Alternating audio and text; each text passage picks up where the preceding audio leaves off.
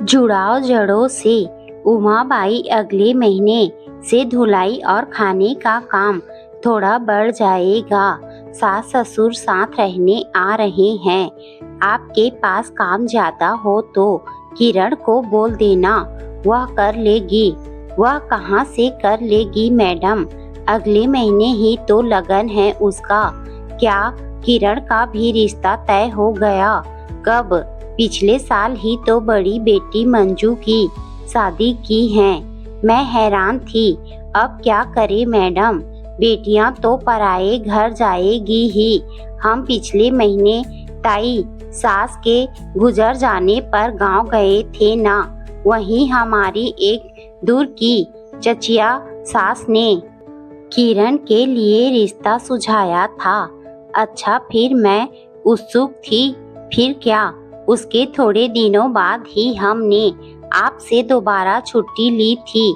हमें ससुराल की शादी में मायरा भरने जाना था। बस वहीं शादी में ही वे लड़के वाले मिल गए और किरण की बात पक्की कर आए। अच्छा, मैंने गहरा सांस ली। जरा चाय चढ़ा दे, सिर दुख रहा है, तू भी पी लेना। वैसे लड़का करता क्या है? बिजली विभाग में लाइनमैन है। किरण शादी के बाद भी घरों में काम करेगी। अब यह तो उसके ससुराल वाले जाने, करवाएंगे तो कर लेगी। चाय छान कर उसने मुझे पकड़ा दी थी और बर्तन धोकर जमा दिए थे। मुझसे बातें करते हुए एक क्षण के लिए भी उसके हाथ नहीं रुके थे। उमाबाई चली गई थी। मैं सोच के अथाह सागर में गोते लगाने लगी। चाय का कप खाली हो गया था। कानों में एक शायरी सर गोस कर उठी। कौन कहता है कि दर्द सिर्फ दवा से जाता है? लगा दे मरहम कोई चाय का तो भी सुकून आ जाता है। झूठ, सरासर झूठ। मेरा तो सिर दर्द और बढ़ गया है। एक और उमाबाई है जिसने 2 साल में 2 शादियां निपटा दी हैं, वह भी चेहरे पर बिना किसी सिकन के। यहाँ तक कि मुझे ही पता नहीं लगा, जबकि रोज ही माँ बेटी 2 बार आकर काम कर जाती हैं। और एक मैं हूँ। बेटा 30 का होने जा रहा है। आकाश पाताल एक कर लेने के बाद भी उसके लिए एक आदर्श सुयोग्य कन्या नहीं ढूंढ पा रही हूँ। रिश्तेदारी पड़ोसियों द्वारा सुझाए रिश्ते पसंद नहीं आए तो हमने मैट्रिमोनियल साइट का सहारा लिया। वहाँ हजारों की तादाद में विवाह योग्य सजाइत लड़कियां देख मुझे आस बंधी कि मेरे घर भी अब एक सुकन्या का पदार्पण हो ही जाएगा। बेटे की मदद से फोटो वगैरह छांट कर उसका एक अच्छा सा प्रोफाइल बनाया और अपलोड कर दिया। ऐसा लगा मानो कोई किला फतह कर लिया हो। वाकई इतने तक के सफर में ही मुझे एड़ी चोटी का पसीना आ गया था। सबसे श्रम साध्य और दुरूह कार्य था बेटे को शादी के लिए मनाना। समझ नहीं आता इस जैन जी का शादी नामक संध्या से 36 का आंकड़ा क्यों बनता जा रहा है। बेटा हो चाहे बेटी, सबको करियर की पड़ी है और शादी बच्चे उन्हें इस मामले में सबसे बड़े स्पीड ब्रेकर्स लगते हैं। जाने क्या क्या कह समझा कर हमें उसे शादी के लिए तैयार करना पड़ा। मसलन तुम्हें ना सही, हमें बहू की जरूरत है। तुम्हारी उम्र नहीं हो रही पर हमारी सास ससुर बनने की उम्र निकली जा रही है। मम्मा, बुढ़ापा उम्र से नहीं सोच से मापना चाहिए और इस पैमाने पर आप अभी बहुत यंग हैं। समय के साथ आप ओल्ड नहीं हो रहे हैं, तप कर गोल्ड हो रहे हैं।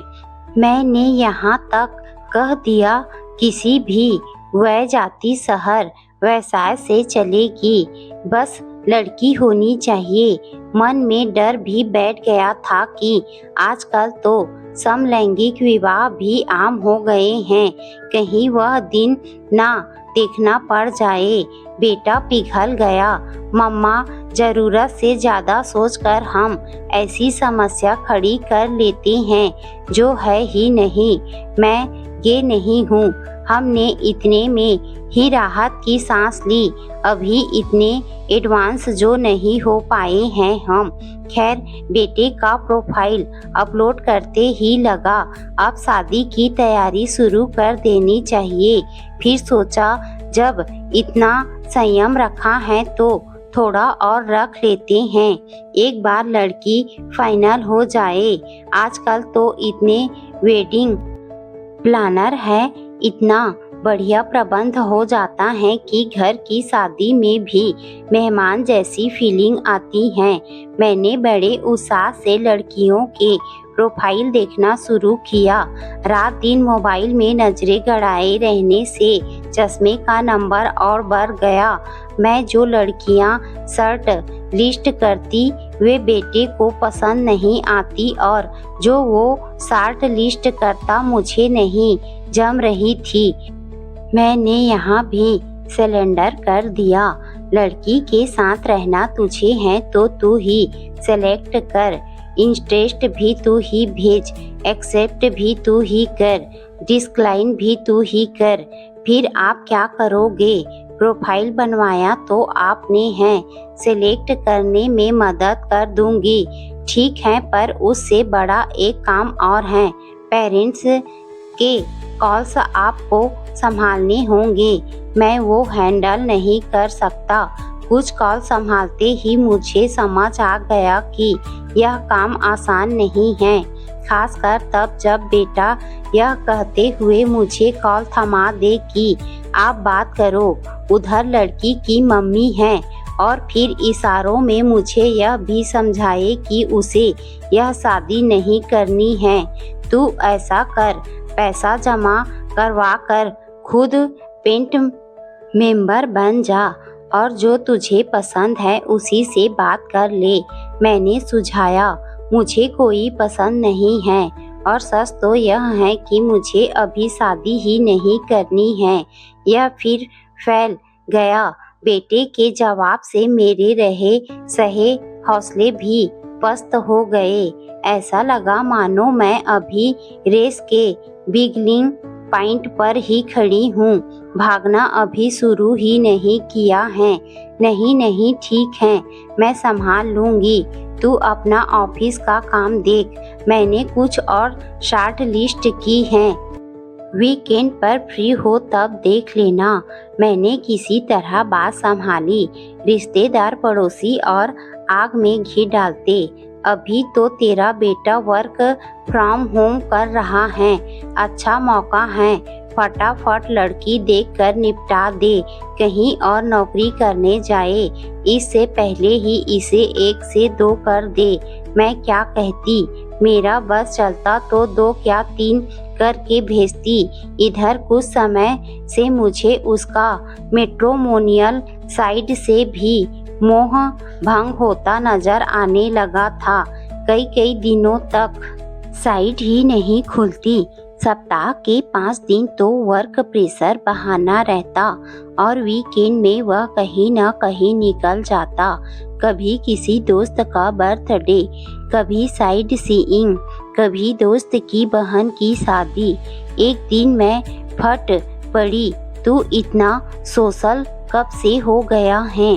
पहले तो घर की लोकल शादियों में जाने में ही कतराता था और अब दोस्त की बहन की शादी के लिए 4 दिनों के लिए शहर से बाहर चला जाता है। शादी में ढेर सारे काम होते हैं ना मम्मा। दोस्त को शॉपिंग, कैटरिंग, डीजे फाइनल करने आदि कामों में मेरी मदद की जरूरत थी। अब आप बताओ कैसे इनकार करता? अरे हाँ, बताना ही भूल गया, परसों उसके यहाँ सत्यनारायण की कथा है, आप दोनों को भी बुलाया है। भी से क्या मतलब? तू भी पूजा अटेंड करेगा? मम्मा, पंडित वगैरह की ऑनलाइन बुकिंग हम दोस्तों ने ही करवाई है। पूजा का सामान प्रसाद वगैरह भी ऑनलाइन ऑर्डर कर दिया है। अब वह तो आपने मम्मी पापा के साथ पूजा में बैठ जाएगा। ऊपर की सारी व्यवस्थाएं तो हम दोस्तों को ही देखनी होगी ना। मैं हैरत से उसे घूर कर देखने लगी तो वह बोल उठा। उसके मम्मी पापा की तबीयत ठीक नहीं रहती, घबरा रहे थे, तो हम लोगों ने बोला कि हम मैनेज कर देंगे।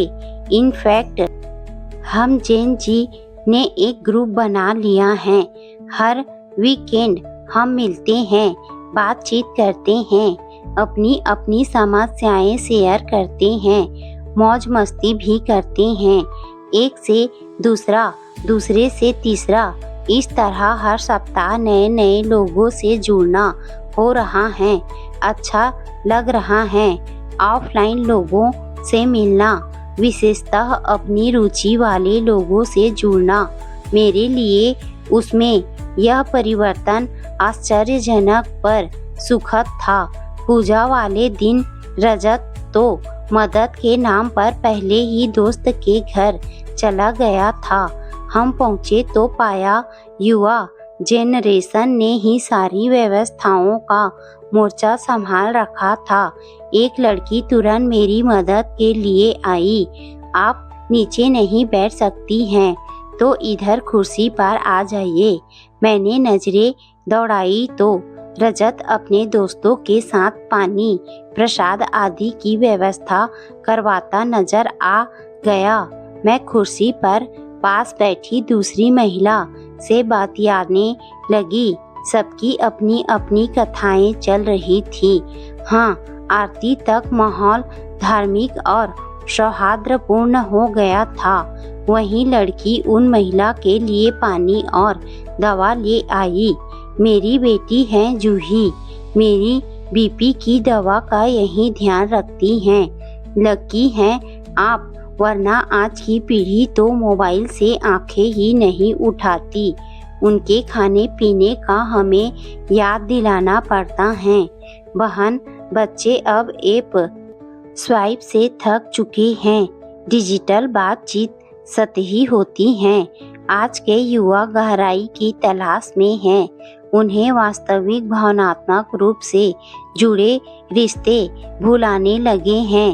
अब वे आभासी नहीं, वास्तविक दुनिया से जुड़ने की कोशिश कर रहे हैं। इसीलिए ऑफलाइन अनुभवों को बढ़ावा देने वाले इवेंट्स उनमें लोकप्रिय हो रहे हैं। सोशल मीडिया पर एक्टिव होने के बावजूद लोग खुद को अकेला महसूस कर रहे हैं। असल दुनिया में कनेक्शन बनाने के लिए भले ही समय और प्रयास की जरूरत होती है, पर इससे बने रिश्तों में संतुष्टि मिलती है।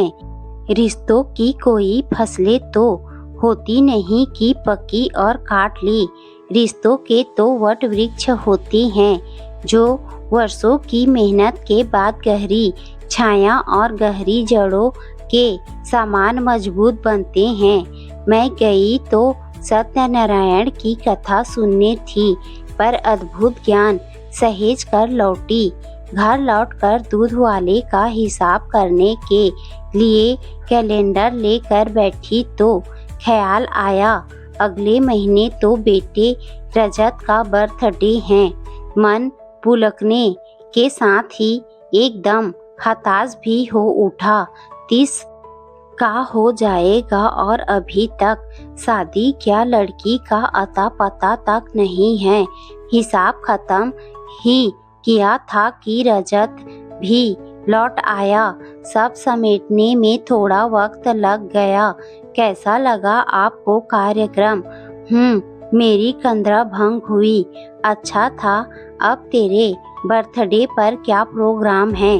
दोस्तों के साथ होटल में डिनर या कोई ट्रिप प्लान कर रहे हो? सोच रहा हूँ घर पर ही एक गेट टुगेदर रख लें। नज़दीकी रिश्तेदार और थोड़े दोस्त लोग। आपको कुछ नहीं करना होगा। हम फ्रेंड सब इंतजाम कर लेंगे। आज देखा तो था आपने, वहाँ हमें तो बहुत अच्छा लगेगा। यदि ऐसा हो जाए तो मैं अपने कुछ पड़ोसियों को भी बुला लूँ। कब से घर पर ऐसा कुछ आयोजन नहीं हुआ है। मैं सब कुछ भुला उत्साहित हो उठी। हाँ मम्मा, यह भी कोई पूछने की बात है। मैं घर को सजाने संवारने में जुट गई थी।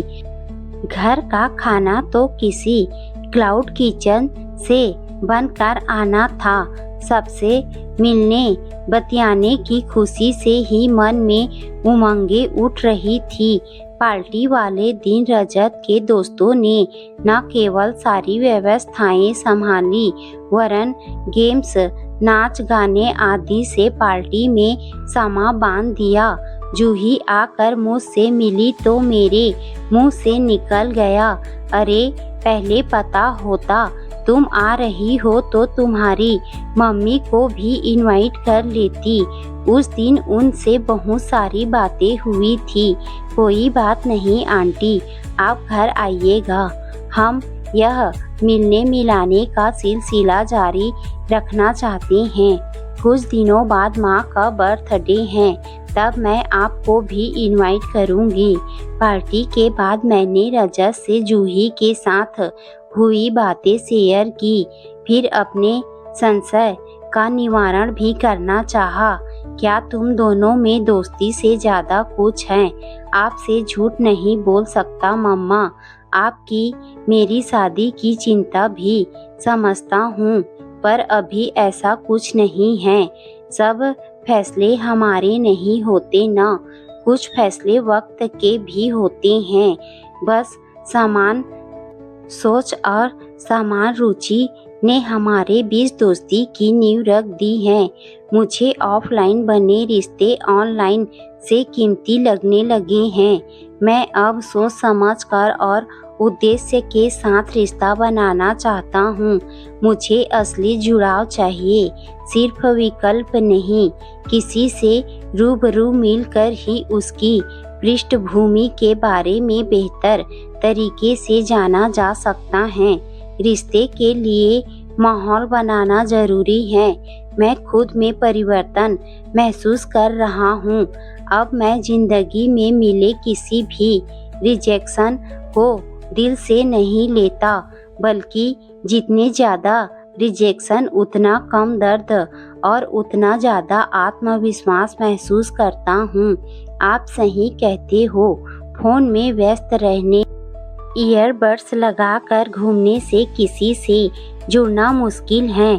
खुद को बेहतर तरीके से पेश करके ही हम किसी का ध्यान आकर्षित कर सकते हैं। ये सब हालांकि आपने जमाने की बात है, पर मुझे इनकी आज के समय में अहमियत समझ आ रही है।